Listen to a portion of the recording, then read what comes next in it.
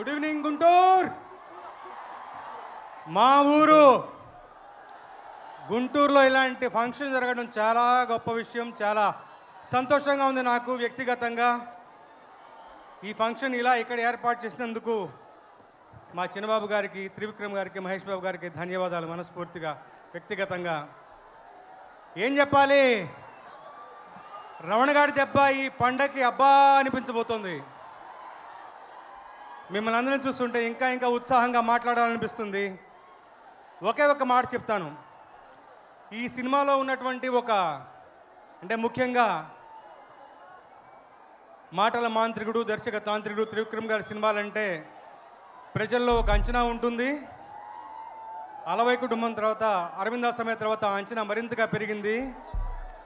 మహేష్ గారి కాంబినేషన్లో మరి కొన్ని సంవత్సరాల తర్వాత మళ్ళీ ఒక సినిమా వస్తుందంటే ఇంకా ఇంకా భారీగా అంచనా ఉంది.